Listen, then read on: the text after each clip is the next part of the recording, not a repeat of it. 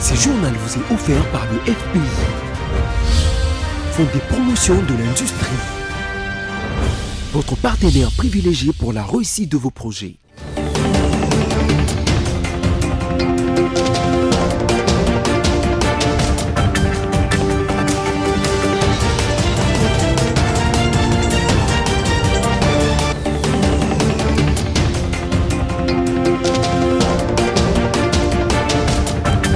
Bonsoir à tous, bienvenue à cette grande édition du journal sur votre chaîne BFC Télévision. Voici les sommaires. Les nouvelles infrastructures de l'université de Kananga viennent d'être inaugurées ce mardi par le chef de l'État Félix-Antoine Tshisekedi Tshilombo, qui a enfin réalisé sa promesse. Parmi ses composantes principales, on compte 2 bâtiments administratifs, des auditoires, et pouvant chacun accueillir 200 étudiants, soit une capacité d'au moins 3200 places par vacation. C'est sous les thèmes résistance, résilience et unité que s'est déroulée la journée des mémoires organisée par le gouvernement congolais en hommage aux victimes des atrocités commises par la coalition de l'armée rwandaise et l'AFC M23 à Bunagana, à Uvira, dans l'est de la République démocratique du Congo. Vous suivrez l'allocution de la première ministre Judith Suminwa Tuluka. La justice norvégienne a inculpé 2 ressortissants norvégiens ainsi qu'une filiale du groupe pétrolier norvégien Petronor, accusés d'avoir versé environ 25 millions de dollars américains à Denis Sassou Nguesso, président du Congo-Brazzaville, et à 2 membres de sa famille.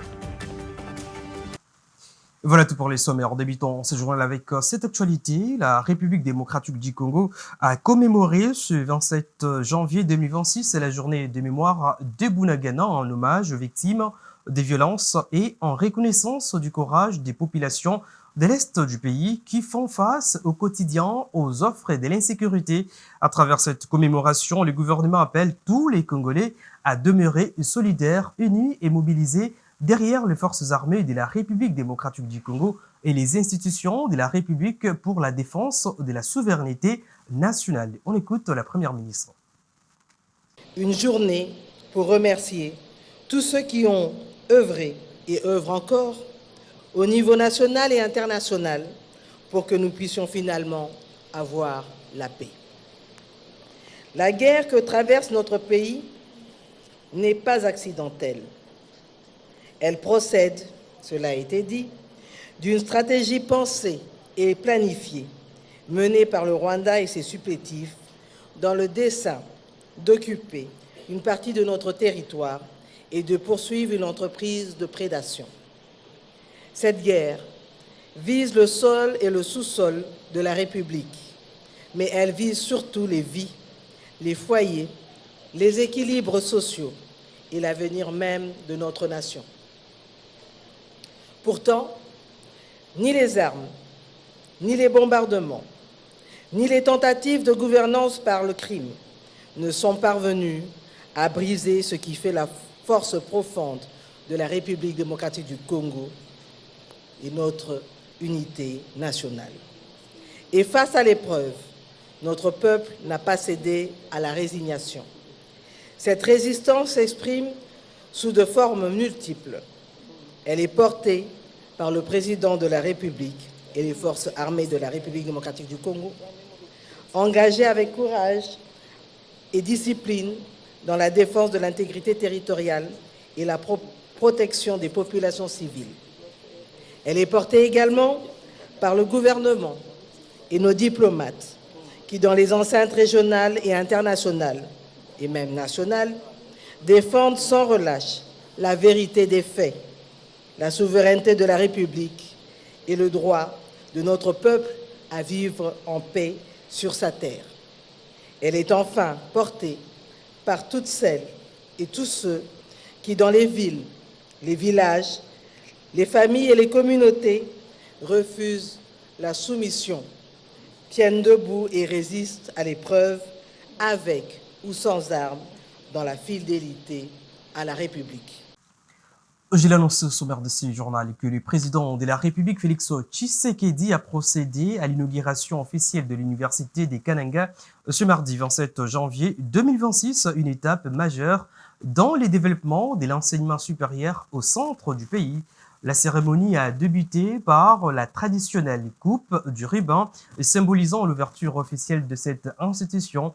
Les chefs de l'État étaient accompagnés de plusieurs membres du gouvernement, ainsi que de députés nationaux et provinciaux, sénateurs et de nombreuses personnalités appartenant à l'Union sacrée, coalition au pouvoir. L'ensemble des étudiants et du corps académique de l'université a également participé à la cérémonie, témoignant de l'enthousiasme et de l'espoir suscité par cette nouvelle structure éducative qui vient renforcer l'offre universitaire dans la région. L'université de Kananga est désormais opérationnelle. La cérémonie inaugurale s'est déroulée sur les sites de Katambayi dans la commune d'Enganza. Cet événement de grande envergure a réuni plusieurs couches de la population du Kasaï central, témoignant ainsi de la reconnaissance de la province envers le chef de l'État, qui a doté celle-ci d'une université construite selon des standards internationaux. Dans son allocution, le gouverneur de cette province, Joseph Moïse Kamboulou, a exprimé sa gratitude au président de la République, soulignant que les centres kassaïens n'oublieront jamais les efforts consentis en faveur du développement de leur province. Excellence, Monsieur le Président de la République, chef de l'État, le peuple du Kasaï central n'oublie pas. Oui, il n'oublie pas vos nombreuses œuvres en faveur de notre province.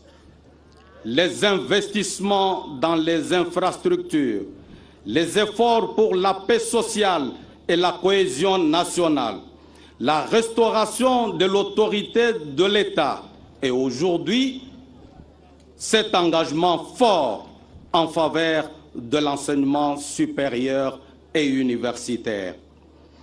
À travers cette université, vous posez une pierre angulaire du développement durable, car vous savez comme nous que le progrès véritable commence par l'intelligence formée et la conscience éveillée.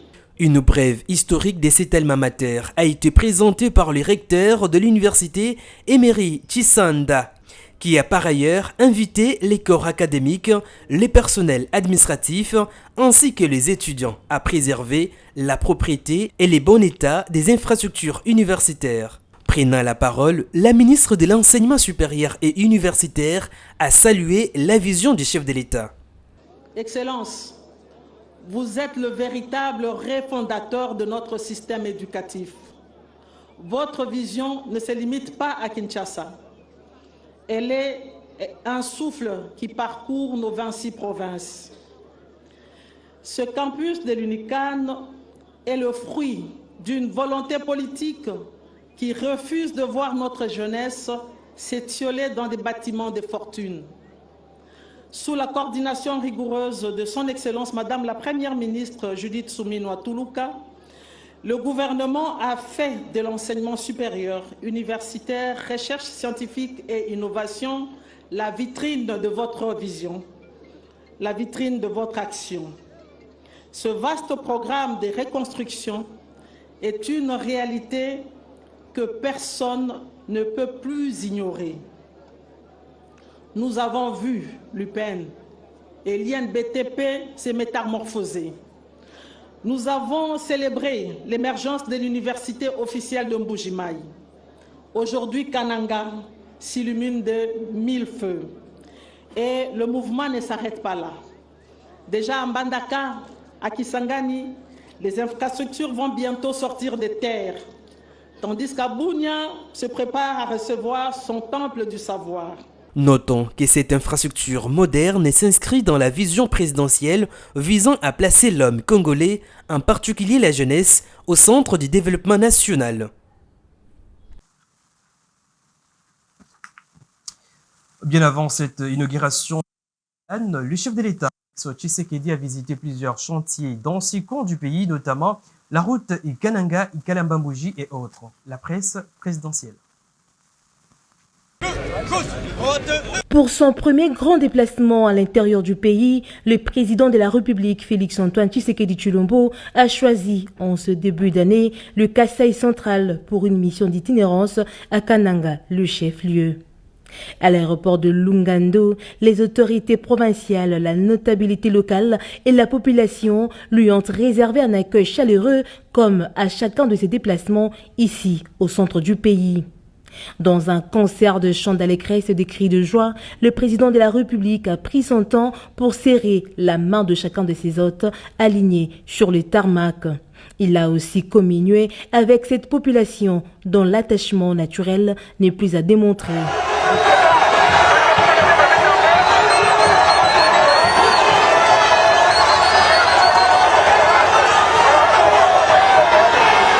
Le reste de la journée n'a pas du tout été reposant pour le président de la République, Félix-Antoine Tshisekedi Tshilombo. Il a mis le cap vers la route Kananga-Kalambambouji, un projet routier qui le tient à cœur et qui devrait changer à terme le cours de la vie de la population dans cette partie du pays. La route de Kalambambouji est construite dans le cadre des contrats sino-congolais. Longue de 232 km, cette route est d'une importance stratégique pour l'ouverture et le ravitaillement de la ville de Kananga à partir de l'Angola. Le président de la République s'est lui-même rendu compte de l'état d'avancement des travaux. À ce jour, la route est ouverte de bout en bout sur le 232 km et les 20 premiers kilomètres ont déjà reçu la couche de bitume. Le chef de l'État a reçu toutes les explications techniques sur l'avancement des travaux. Pour les constructeurs chinois, cette route large de 12 mètres avec 2 fois 2 bandes sera complètement achevée fin 2027. Après son ouverture à la circulation, la route dite de l'espoir va transformer cette province historiquement enclavée et favoriser le commerce transfrontalier. Et puis le gouverneur de la province du Sud Kivu, Jean-Jacques Kepour aussi, a procédé le lundi 26 janvier 2026 à la réouverture officielle du port de Kalunda lors d'une cérémonie organisée sur les sites de cette infrastructure stratégique. Notre administrateur du territoire qui est basé à Fizi et qui gère le port de Baraka, ainsi que le port de Bujumbura et le port de la Tanzanie ici à côté à Kigoma. Et donc que les activités reprennent, c'est-à-dire les bateaux vont venir de ces ports, de ces endroits, de ces villes pour ici et nos bateaux, nos marchandises vont partir de l'autre côté. Nous sommes très contents parce que la population a tant souffert et aujourd'hui il n'y a pas assez de nourriture, il n'y a pas de travail. Toute cette population est très contente ici parce que pour une fois ils vont reprendre leurs activités économiques. C'est des centaines voire des milliers d'emplois et de vies qui sont concernés. Maintenant, l'étape prochaine, dans 2-3 jours, je vous annonce l'ouverture de la frontière entre le Burundi et la République démocratique du Congo. Donc,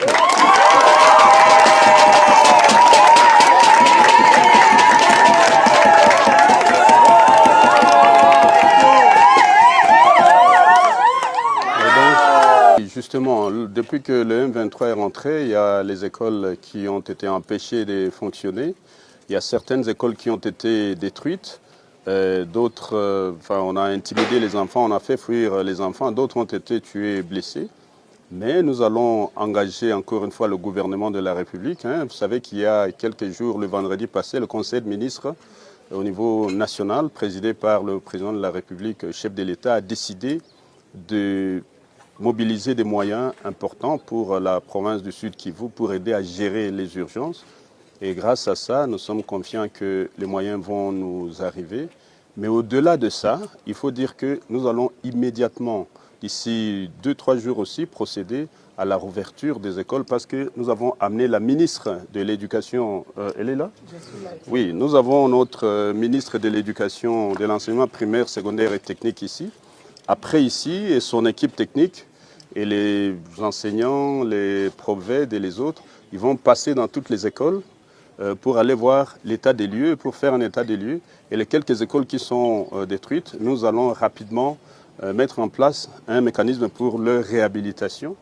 Mais en attendant la réhabilitation, Madame la Ministre, il faut voir si tout va bien. Comme les militaires nous ont déjà dit que tout va bien, il n'y a pas de mines antipersonnelles, les mines antipersonnelles ont déjà été enlevées. Nous pensons que bientôt, dans quelques jours, nous serons capables de reprendre, de redémarrer l'année scolaire et que nos enfants reprennent le chemin de l'école. La ville de Kindu, dans la province du Maniema, a connu une forte pluie ce matin pendant plus de 2 heures. L'eau a inondé plusieurs quartiers et un pont a été submergé. Plusieurs habitations se sont retrouvées sous les eaux, voire même une université. La montée des eaux était impressionnante, comme vous pouvez les voir sur ces images. Les mêmes images montrent comment une personne est noyée et a perdu la vie sur les boulevards Kolokoso dans la rivière Kapodio à cause de ces inondations causées par cette pluie torrentielle. Notons que la question des inondations ne touche pas seulement Kinshasa, la capitale, mais aussi plusieurs villes de la République démocratique du Congo. La population de Kindu lance un cri d'alarme aux autorités compétentes pour trouver des solutions idoines et mettre fin à ces problèmes qui dérangent énormément les Congolais. Poursuivons ce journal. Pour renforcer la sécurité routière à Kinshasa, la capitale, plusieurs mesures ont été prises par le gouvernement provincial, notamment l'interdiction de la circulation des motos-taxis et tricycles après 22 heures sur la route nationale numéro 1, comme l'explique ces communiqués de l'hôtel de ville rendu par Ginette Fika. Le gouvernement provincial de la ville de Kinshasa informe l'opinion publique quant à la suite de concertations menées sous la coprésidence de leurs excellences, Monsieur le vice-premier ministre, respectivement en charge du transport, ainsi que de l'économie nationale avec la Fédération des entreprises du Congo FEC, ainsi qu'avec le syndicat national et provinciaux des transporteurs routiers. Un ensemble des mesures spéciales de régulation de la circulation routière a été adopté. Ces mesures visent à fluidifier la circulation routière dans la capitale, renforcer la sécurité routière et l'ordre public tout en garantissant l'approvisionnement régulier de la ville de Kinshasa. À cet effet, les dispositions suivantes sont arrêtées. Les camions poids lourds 20 tonnes et plus ne sont autorisés à accéder dans la ville de Kinshasa qu'entre 22 heures à 5 heures juste. La circulation ainsi que la livraison pour les camions poids lourds 20 tonnes et plus sont autorisés qu'entre 22 heures et 5 heures juste les lundis, mardis et mercredis. Libre circulation et livraison pour les jeudis, vendredis, samedis et dimanches dans les stricts respects du code de la route. Sont également concernés par ces mesures les pompes à béton, les camions des chantiers ainsi que les camions transportant les matériaux de construction. Sont autorisées les livraisons légères de moins de 15 tonnes uniquement sur le voie secondaire, sous condition de stationnement hors chaussée pour éviter toute gêne de circulation. Sont également interdites toute vente sur la chaussée. Ces mesures concernent la vente de ciment et autres biens sur les camions et sur la chaussée susceptibles d'entraver la circulation ou de compromettre la sécurité routière.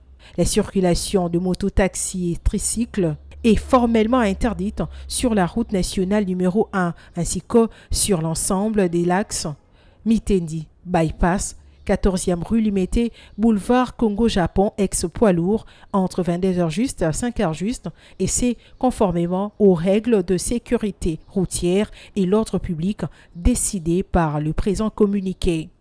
Le marché pirate installé le long de grandes artères sont strictement interdits afin de faciliter la circulation et de prévenir les accidents de la route. Tout contrevenant, vendeur, agent public et toute autre personne appréhendée sera interpellé et sévèrement sanctionné. Sont exceptés de ces mesures les bétonnières, les camions citernes, des distributions du carburant et d'eau, les camions dépanneurs, les camions affectés aux travaux de construction de routes et aux travaux publics, les camions de l'armée et de la police nationale congolaise ainsi que les camions frigorifiques. Le gouvernement provincial rappelle que tout contrevenant à ces mesures s'opposera aux sanctions prévues par les lois et règlements en vigueur. Le ministre provincial en charge du transport et de la mobilité urbaine, appuyé par le ministère de la Sécurité publique, la police nationale congolaise ainsi que la 14e région militaire est chargée de veiller à l'application stricte de présentes mesures. Les présentes dispositions entrent en vigueur à compter du lundi 26 janvier 2026 pour une période de 15 jours renouvelable après une évaluation hebdomadaire faite à Kinshasa le 20 janvier 2026, Daniel Bumba Lubaki, gouverneur de la ville. Et en santé, des avancées encourageantes sont enregistrées, mais la vigilance reste de mise, notamment face à la rougeole. C'est ce qui ressort de la réunion tenue. Quant à la situation épidémiologique en République démocratique du Congo, le choléra connaît une légère baisse des cas et la rougeole, elle, par contre, demeure préoccupante avec 1912 cas et 24 décès, comme l'explique Dieudonné Mwamba, directeur général de l'Institut national de santé publique. Par rapport à la rougeole. Il y a aussi un point par rapport à la crise humanitaire. Donc, nous allons aussi devoir entrer en contact avec les provinces et les humanitaires qui sont dans ces provinces de l'Est pour partager des informations et avoir un suivi régulier de la situation de la crise humanitaire au niveau des provinces de l'Est, le Nord et le Sud Kivu. Voilà ce qu'a été le point pour la réunion de cette journée. Prenons également cette actualité. Le vice-premier ministre, ministre des Transports, voire des Communications et des Enclavements, Jean-Pierre Bemba Gombo, a échangé avec la nouvelle équipe dirigeante d'Elogefrem, conduite par le directeur général ad intérim, Emmanuel Mayele, accompagné du président du conseil d'administration, Adolphe Amissi, et de membres du conseil d'administration. Cette audience s'inscrit dans le cadre du suivi institutionnel faisant suite aux récentes décisions prises par l'autorité des tutelles en vue justement de restaurer l'ordre dans cet établissement public. Suivez. Après la décision du vice-premier ministre, ministre des Transports et Voies des Communications, son Excellence Jean-Pierre Bemba Gombo, il était important pour nous en tant que dirigeants et surtout la confiance qu'il a eu à placer à l'un d'entre nous qui est le directeur général à l'intérim, de pouvoir le voir, recevoir des orientations, de nouvelles orientations et surtout taper sur la bonne gouvernance, le respect et la discipline au sein de l'office. Je crois que nous avons été très rassurés par l'autorité. C'est le vœu aussi du conseil d'administration qui émettait depuis. Mais malheureusement, ça n'avait pas trouvé une bonne terre pour que ça pousse. Mais aujourd'hui, le fait que nous soyons devant notre autorité, il nous a écoutés et il a compris que c'était important que nous puissions justement mettre toutes les énergies positives pour le bon fonctionnement de l'office et surtout ce climat d'apaisement tant voulu par tous. Aujourd'hui, le temps est donné pour que nous puissions travailler main dans la main pour la réussite de notre mandat. Et surtout, l'assurance que nous avons, surtout par rapport au comportement du directeur général et en suivant les orientations de l'autorité qui est le VPM des transports et voies des communications et surtout les décisions qui seront prises par le conseil d'administration. Nous pensons que l'harmonie va régner et la discipline et nous pensons qu'une nouvelle ère est définie au sein de l'Elogefrem. C'est moi qui vous remercie. Et en culture, les lancements du processus de remise symbolique des cartes de santé aux artistes tel qu'annoncé à l'issue de la séance de travail entre la ministre de la Culture, Art et Patrimoine, Yolande Ndembo, et son collègue de la Santé, Dr Roger Nkamba, a débuté ce mardi. Yolande Ndembo a symboliquement remis la carte de santé à Janon Bombenga, l'un des doyens de la musique congolaise. Très satisfait, on écoute Janon Bombenga. Ezali esengo monene tondeninga na nzoto na makasi mayema zwami epa na ministre ya biso ya culture mpona kopesa biso bakarte médicale tozala prise en charge na l'état biso bampaka nyonso bakomi mikolo na katiyata baartiste nyonso ya Congo. Ngai nazali ya doyen de la musique congolaise. Esengo wana nayoki parce que tango bapesi ngai kati oyo lokola mama apesi ngai kati oyo baninga parti bakozwa yango oyo esepelisi biso nyonso ezwaki makanisi oyo te mpe makanisi oyo eye na mama oyo Yolande ezali makanisi moko ezalaka jamais na mboka na biso na Congo bana eboso yango oyo epesi esengo mingi nasengi mpe na premier ministre ndenge asalaki nyonso kutu makambo mabonga na ministre ya santé napesi bango mpe merci lokola En tout cas, mais Kabouaboui continue surtout pour soutenir mon candidat Bisso, la culture et la maman Yolande, à continuer mon sang et malam, mon peu dans ma canissoire, et à Mingi, pour que mon cannabis est un bon. Et à l'international, je l'ai d'ailleurs annoncé au sommaire de ce journal, qu'un scandale de corruption impliquant la Norvège et les Congo-Brazzaville éclate. Deux Norvégiens et une filiale du groupe Petronor ont été inculpés le lundi 26 janvier 2026. C'est l'unité centrale de lutte contre la criminalité économique et environnementale de la Norvège qui en a confirmé via un communiqué au COCRIM a émis un acte d'accusation concernant le versement du poste des vins en République du Congo à partir de 2016. Plus de détails avec nos confrères d'Africa News. Deux personnes et une filiale du groupe pétrolier norvégien Petronor ont été accusées d'avoir versé des millions de dollars de pots de vin au président de la République du Congo, Denis Sassou Nguesso, et à sa famille. Le montant total des pots de vin s'élève à environ 25 millions de dollars, dont la majeure partie a été versée en 2016 au président congolais et ses proches lors du dépôt d'une demande de licence pétrolière offshore.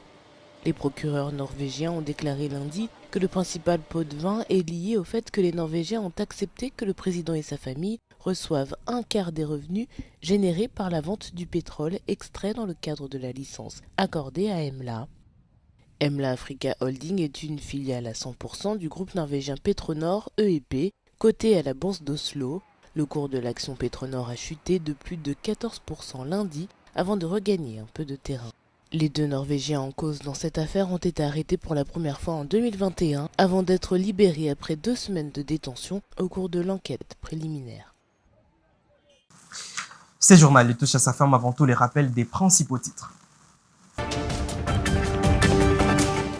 Les nouvelles infrastructures de l'université de Kananga viennent d'être inaugurées ce mardi par le chef de l'État Félix-Antoine Tshisekedi Tshilombo qui a enfin réalisé sa promesse. Parmi ses composantes principales, on compte 2 bâtiments administratifs, des auditoires pouvant chacun accueillir des 100 étudiants, soit une capacité d'au moins 3200 places par vacation. C'est sous les thèmes résistance, résilience et unité que s'est déroulée la journée des mémoires organisée par le gouvernement congolais en hommage aux victimes des atrocités commises par la coalition de l'armée rwandaise et l'AFC M23 à Bunagana à Uvira, dans l'est de la République démocratique du Congo. Vous avez suivi l'allocution de la première ministre Judith Suminwa Tuluka.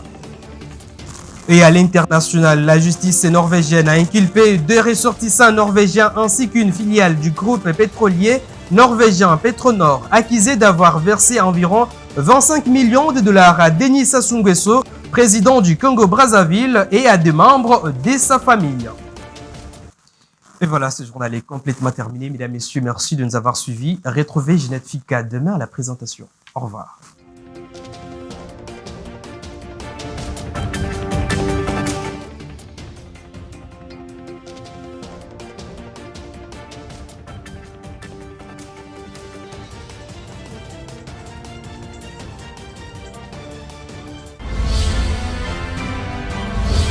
Ce journal vous est offert par le FPI, Fonds des promotions de l'industrie.